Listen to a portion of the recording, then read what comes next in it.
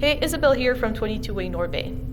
Now, in the past few days, I've been playing with some yoga poses, specifically hand balances, and I thought it'd be a fun idea to do a tutorial on some of these poses. Now, even though I teach yoga classes, I usually teach very simple things for all level classes, so I never really take the time myself to explore some of these more advanced yoga poses. But now that I have a lot of time on my hands, no pun intended, I thought it would be a great use of my time to work on improving my strength and skill on these more advanced postures.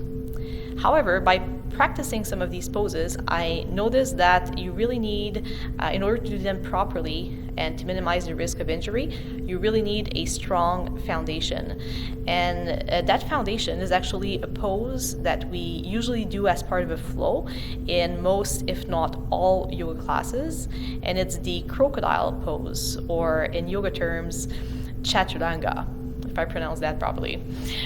So for today, it's going to be a very short and simple tutorial on how to master the crocodile pose or Chaturanga, because I think most people would benefit from making sure that they have that strong foundation before moving on to more advanced hand balances.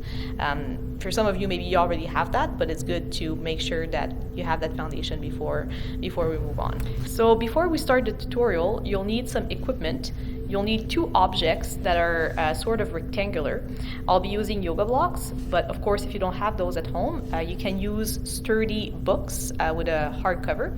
If you have a dictionary, some of you still have those, then that would be the perfect size. But if not, even if it's smaller, if it's thinner, you can still use books. If you don't have books, if you're like me, you're not a reader, then you can use potentially cushions if they're thick enough. If they're too squishy, that wouldn't work. Or you can use something like a small plastic stool. I'm sure there's lots of things that you can find in your house that resemble this size. What's important is that one side of your object is about the length of your forearm. To start, we're going to come on all fours and place your objects in front of each other about a foot apart, and the side that's about the length of your forearm is vertical. From there, we're going to try to push the floor away from us, spreading out our shoulder blades. I'm going to show you from the back what I mean. So here I'm spreading out my shoulder blades, and here I'm retracting. So we don't want to retract, we want to protract. That's going to create slightly rounded upper back. This is normal.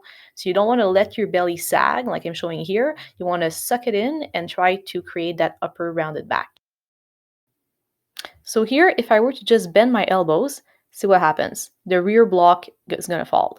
So you want to place that block or object so that it's about 5 centimeters behind your palm. It gives you that feedback so that you have to come forward before you lower down. And this is your crocodile pose here. So if you just bend your elbows as if you were to do a push-up, you're going to feel that rear block lifting. And you don't want to touch it with your elbow. So that's the goal. You want to come forward, and then your shoulder should be gently resting on that front block. You may need to readjust your object so that you have the right space for your body's length. So again, you can try this on your toes, and same thing, it teaches you that you have to come forward before you lower. So ideally, you want to aim for your wrist and elbow to be in a straight vertical line. So practice this a few times, either on your knees or toes, depending on your strength. And then you can take one block away and we can put this into a little flow. So again, you're going to come forward, look forward, then lower yourself down, and then transition to upward facing dog, squeezing the glutes, and tuck your toes under, press back to down dog. And you can do this a few times. It's a great way to warm up for hand balances as well, to make sure we have that strong activation before we start. And always aim to get your elbow in line with your wrist in a vertical line. And do this really slowly at your own pace. Now, if you feel again that your elbows are coming back, just like that, I want you to go down on your knees and practice this drill on your knees until you do it properly and you're comfortable doing it. You're comfortable feeling that stretch in your shoulder muscles and in your chest as you come forward. And your muscles may need some time to adapt to that stretch in your muscle fibers as you lean forward. So only try on your toes when you feel ready and confident. So I hope this was useful. This will create a strong foundation for a lot of hand support movements, and I hope to be bringing in more tutorials where we will be using that.